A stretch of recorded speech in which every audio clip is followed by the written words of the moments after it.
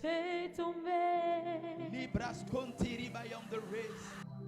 ta pluie, Ma in the race qui de l'eau. l'envahisse nos vies.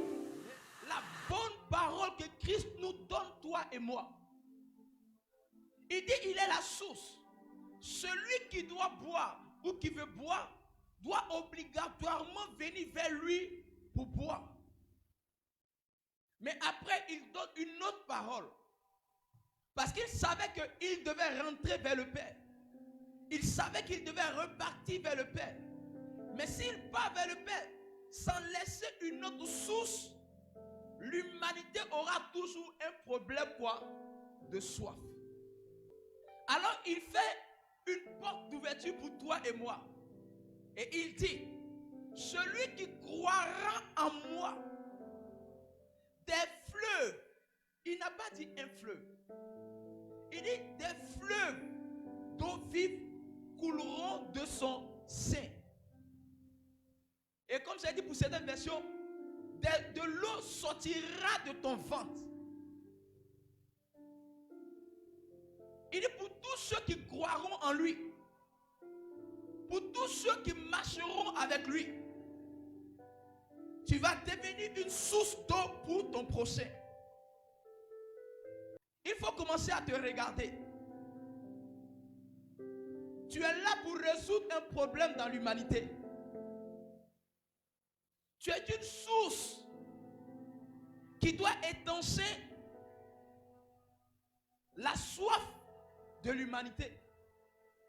Et Jésus regarde et il dit, toi qui es assis devant moi là, toi qui me regardes et qui m'entends, tu deviens une source intarissable d'eau. De ton ventre sortiront des sources d'eau, de sorte qu'à partir de toi, des gens peuvent avoir les soifs étanchées.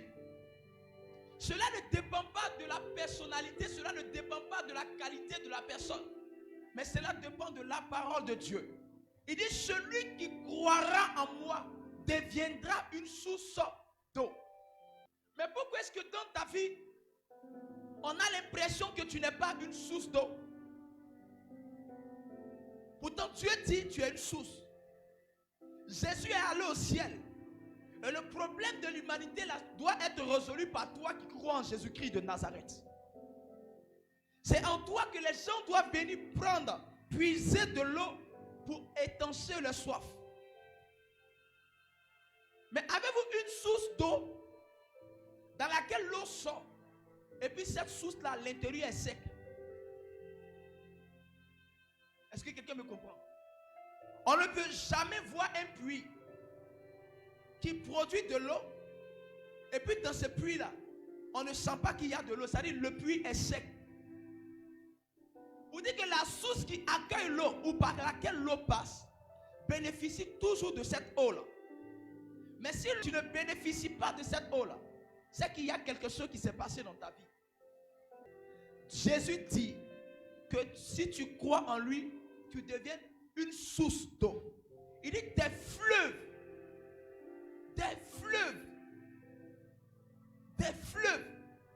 c'est-à-dire qu'à moi seul, je peux alimenter toute une ville. L'eau, c'est à quoi? L'eau, on prend de l'eau pour faire quoi? Pour produire de l'électricité. Amen. On prend de l'eau pour préparer. Dites-moi ce qu'on peut faire sans l'eau. Ou ce qu'on fait sur cette terre-là sans l'eau. Dites-moi. Pratiquement, ça n'existe pas. Parce que l'eau est partout. L'eau est partout. Donc imaginez la parole de Dieu et imaginez ce à quoi l'eau peut servir dans l'humanité. Dieu dit que tu es cette solution-là dont l'humanité a besoin. C'est-à-dire que peu importe le problème que le monde peut traverser, il y a en toi la solution. Il y a en toi quoi? La solution. Mais les gens, sachant que tu es la source, qu'est-ce qu'ils ont fait? Ils ont entrepris des démarches pour faire sécher ton puits. Ils ont entrepris des démarches pour ne pas que tu bénéficies, que tu sois cette source d'eau. Tu vis et toi-même tu as besoin qu'on te donne à boire. Pourtant, c'est toi qui devrais donner de l'eau à boire à ton voisin.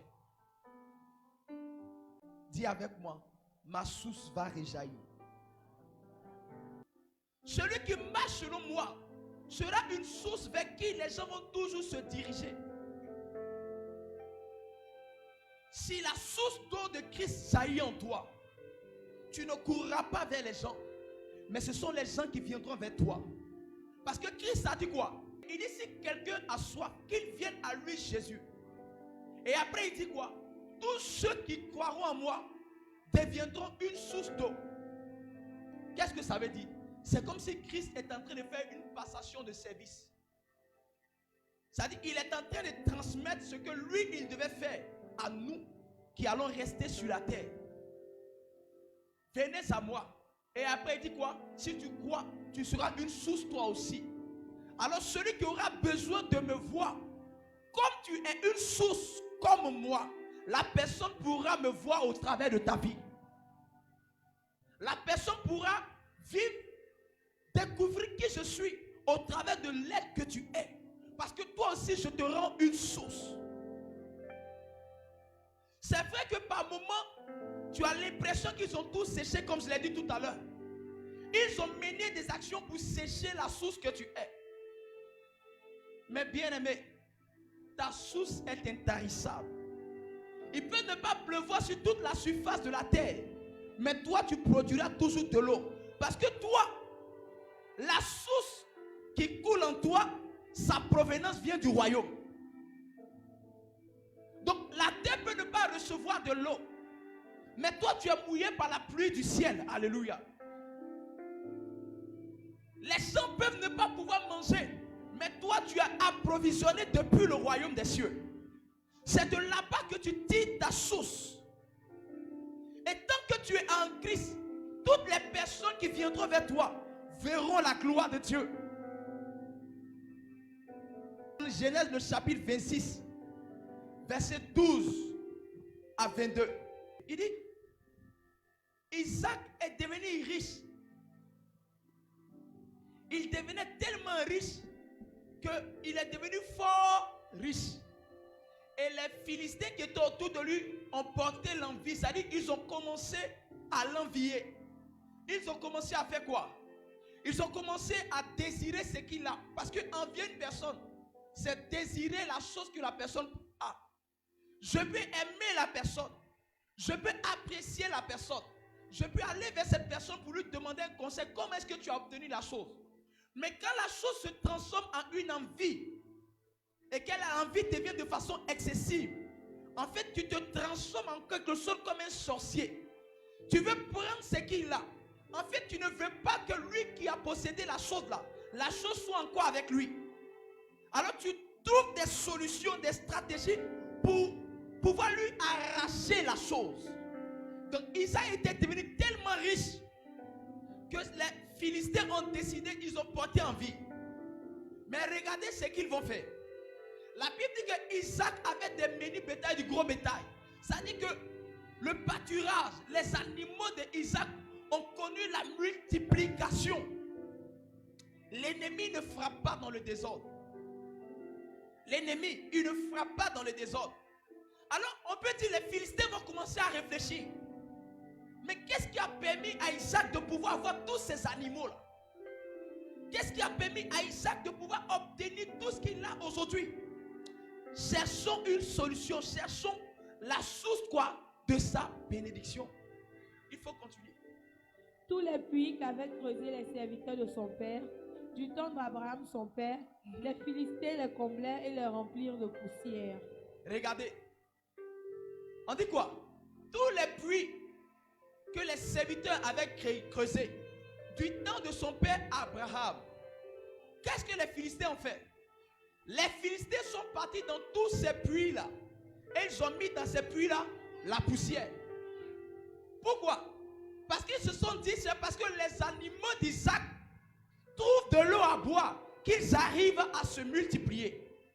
Donc il faudrait qu'on sèche La source qui donne la force aux animaux de se reproduire. Alors ils vont prendre du sable et ils vont les mettre quoi? Dans les puits. Continue.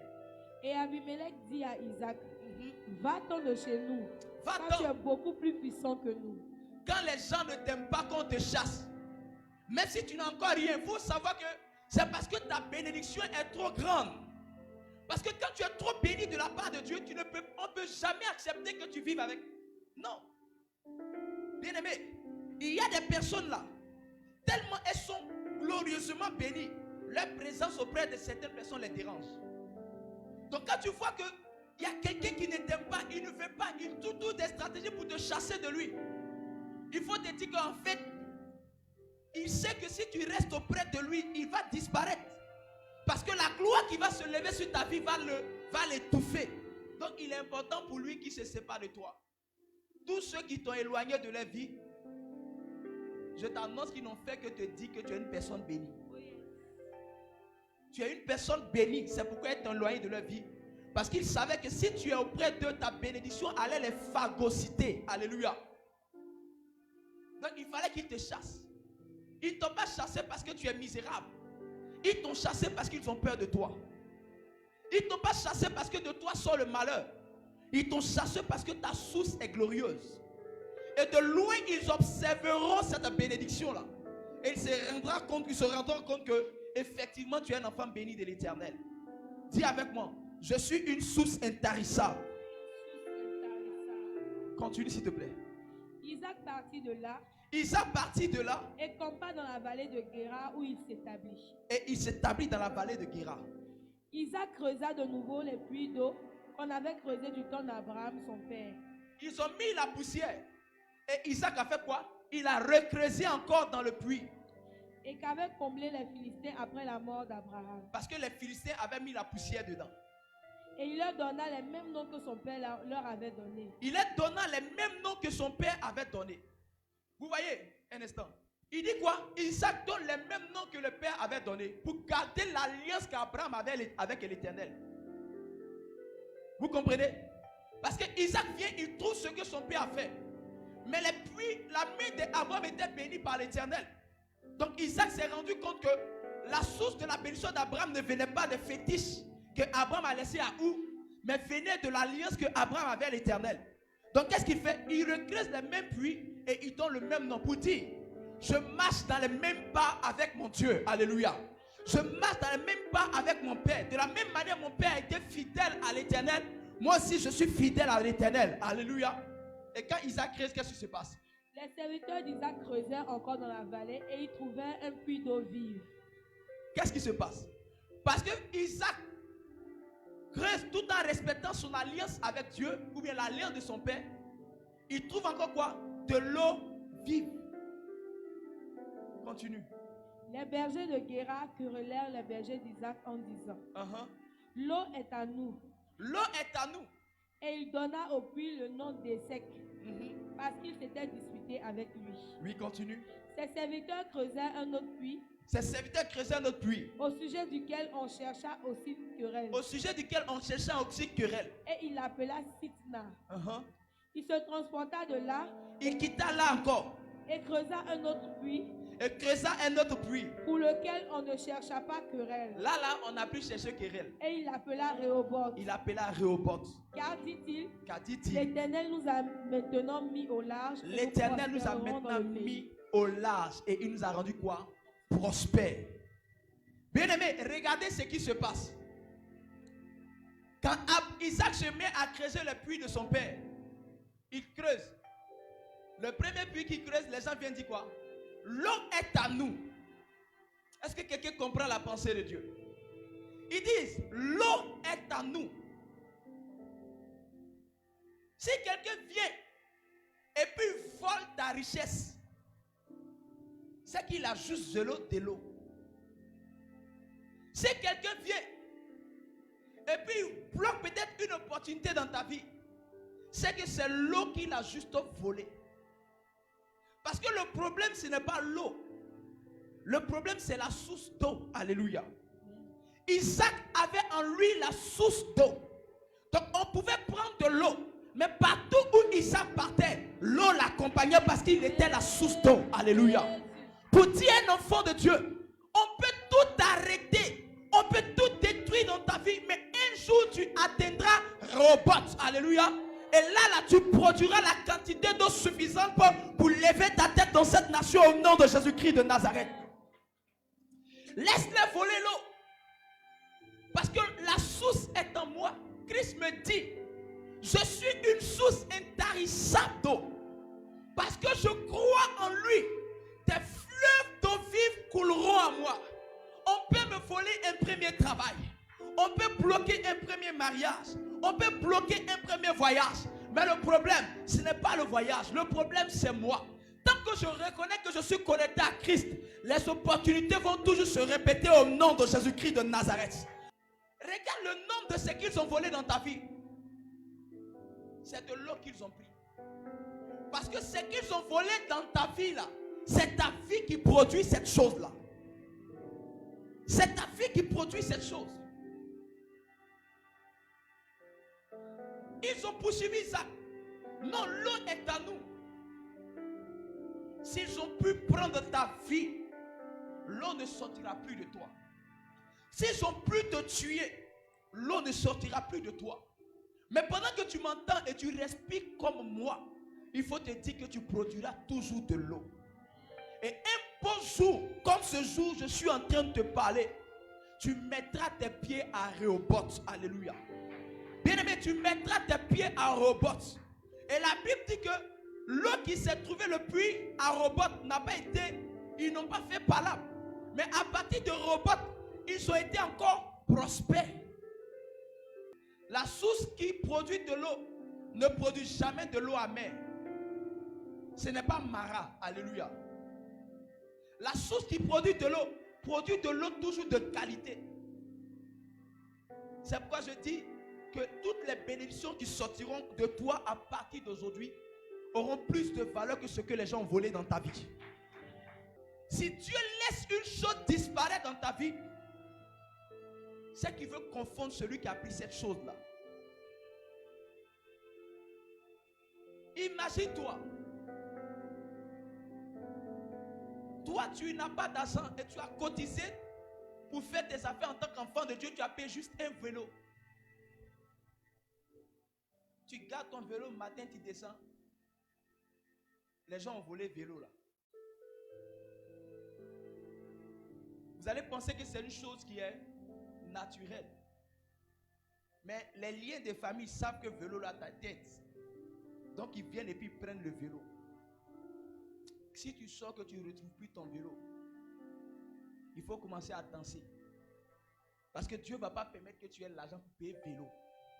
Il va te mettre à une position supérieure. Qu'est-ce que je veux faire comprendre à un enfant de Dieu? Au lieu de pleurer, dis-toi que comme je suis une source, en moi il y a toujours des pièces de rechange. Mais les pièces de rechange qui sortent de moi sont toujours plus améliorées que la pièce qui a été déjà volée. Si le diable m'a volé 22 millions, ce qui sortira sera des milliards. Si le diable m'a volé des enfants, ce qui sortira sera des triplés. Alléluia. Si le diable m'a bloqué et que j'ai échoué plus de fois dans le visa, j'aurai beaucoup de visas dans mon passeport à telle enseigne que je serai obligé de changer. Si le diable a fait qu'on m'a mis à la porte, que j'ai dormi dans la rue, c'est que dans la ville d'Abidjan, j'aurai plusieurs maisons. Alléluia. Parce que toutes ces bénédictions-là, Jésus les a déjà mis en moi. Je suis une source intarissable. Il dit des fleuves d'eau vive. Il n'a pas dit un fleuve. Il dit des fleuves pour dire qu'il y a une multitude de bénédictions que nous-mêmes, en tant qu'enfants de Dieu, nous ne pouvons pas imaginer. Notre sein est plein de bénédictions. Notre ventre est rempli de toutes les catégories de bénédictions que nous pouvons imaginer. Tu es riche de bénédictions. Alléluia. Tu es comme une terre dans laquelle se trouvent tout type de minéraux. Alléluia. En toi, il y a de l'or. En toi, bien-aimé, il y a du diamant. En toi, il y a toutes sortes de pierres précieuses. Il y a combien de types de terre? Nous avons tous la même terre. Mais la terre regorge plusieurs richesses que peut-être le monde n'a même pas encore découvert. C'est comme ça que tu es dans la présence de Dieu. Tu es une source intarissable. Donc à partir d'aujourd'hui, ne te préoccupe pas de ce qui a été volé. Contente-toi d'entretenir la source que tu es. Plus on vole, plus l'eau augmente en quantité au nom de Jésus. Ils vont te voler jusqu'à ils seront submergés. Ils seront inondés. Parce qu'ils ne pourront pas arrêter l'eau ou empêcher l'eau de couler. Tu réussiras et tu imposeras le nom de Jésus au travers de ta vie. Il faut comprendre que tu es une source. Je n'ai plus besoin de me préoccuper. Isaac n'est pas allé se battre pour dire non. C'est ce puits-là. C'est ce puits-là qui est mon père. C'est mon père. La Bible dit que les puits que Abraham de son vivant avait creusés. Donc logiquement même les Philistins savent que c'est l'héritage de Isaac. Les puits faisaient partie de l'héritage d'Isaac. Isaac n'a pas cherché à se battre pour prendre l'héritage parce que lui-même il est l'héritage. Je ne sais pas qu'est-ce que les gens ont volé dans ta vie. Tu devais peut-être bénéficier d'un héritage de ta famille. Et tes parents, tes oncles, tes cousins ont volé tout ça, bien-aimé. Fais comme Isaac. Ils ont pris. Déplace-toi, va dans un autre territoire. Tu produiras encore de l'eau suffisante pour bâtir ton avenir sur cette terre des hommes. Au nom puissant de Jésus-Christ de Nazareth. Toi, tu vas aller voir, rentrer dans la maison du propriétaire de Lacoste. Et tu vas voler une chaussure que peut-être il a produit à 1 million. Tu n'as rien fait. Tu rentres dans sa maison, tu rentres dans sa, qu'on appelle, dans son dressing, tu prends toutes les ceintures de qualité de Lacoste. Il se réveille matin, il n'a plus ceinture Lacoste. Il va pleurer. Non, dites-moi, est-ce que le propriétaire de Lacoste va pleurer? Je pleure pourquoi? Je prends mon téléphone, je sonne. Bon, les gars, ils ont volé ma ceinture de telle qualité là. Faites une qualité encore plus améliorée. Parce qu'il est le propriétaire de Lacoste. Donc quand on vole quelque chose, ne pleure plus. On t'a chassé de la maison. On ne veut plus que tu vives avec eux. Et puis tu pleures. Non, ce n'est pas ta maison. Ta maison est en toi. Reste connecté à Christ. Et Christ va te permettre de dormir dans cette maison qui est déjà en toi. C'est une question de quoi? De foi. Donc à partir d'aujourd'hui, ne pleure plus parce que tu as raté une opportunité. L'opportunité est déjà en toi. Alléluia. Ne pleure plus parce qu'ils t'ont bloqué. Non, tu es dans les épreuves. Non. Tu es une source intarissable. Les Philistins peuvent venir mettre la terre. Mais tant que tu seras toujours connecté à Dieu, les anges viendront enlever la poussière que les Philistins mettront dans ta vie et tu produiras toujours de l'eau. Ils peuvent te bloquer, mais tu réussiras. Alléluia. Ils peuvent te combattre, mais tu réussiras parce que tu es une source intarissable. Au nom de Jésus-Christ de Nazareth. La pierre qu'ont rejeté les bâtisseurs est devenue la principale de l'âme. C'est comme ça que tu seras. Tant que tu es connecté à Christ. Je veux ce matin fortifier la foi d'un enfant de Dieu. Tant que tu es connecté à Christ, le désert ne sera pas ta portion. Tant que tu es connecté à Christ, tu réussiras coûte que coûte avant de quitter cette terre des vivants au nom de Jésus-Christ de Nazareth. N'entre plus dans des conflits d'intérêts, ce n'est plus important.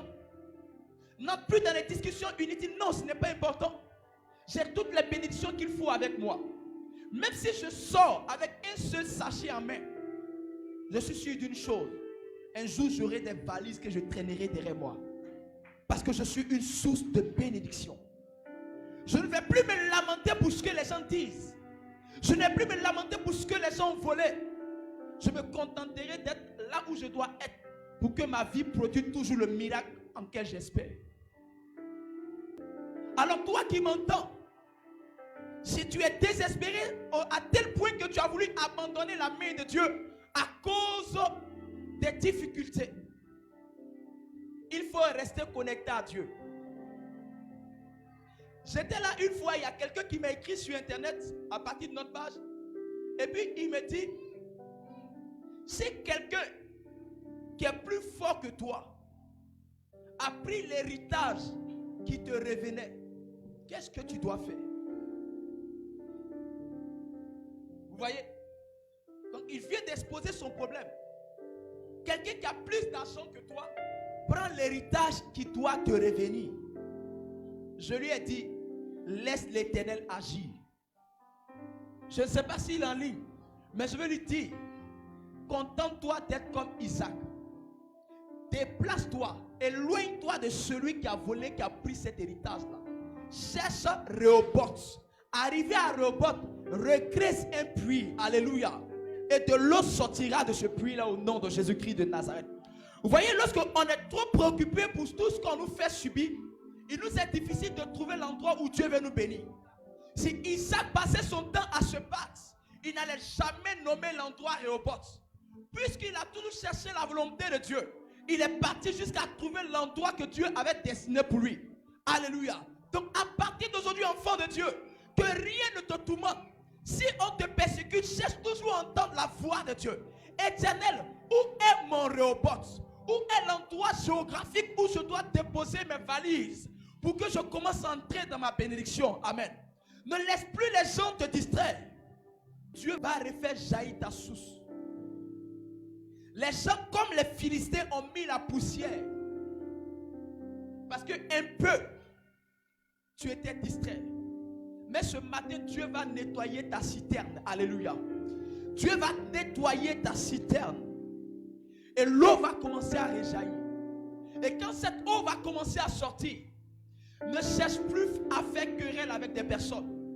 Quand on te persécute, quand on te vilipende, quand on te méprise, qu'on ne t'aime pas, qu'on t'abandonne, qu'on fasse tout ce qu'ils veulent, sois toujours attaché quoi? À ta source, qui est Jésus-Christ de Nazareth.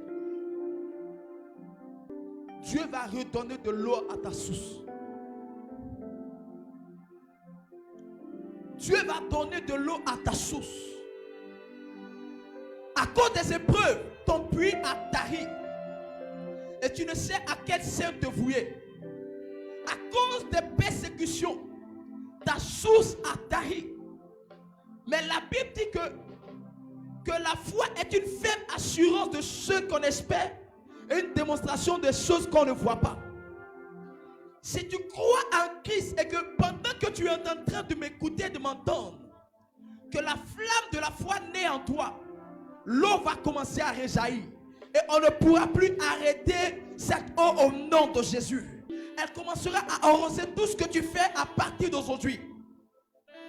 Alléluia. À partir d'aujourd'hui, quand tu sors, regarde-toi comme ça.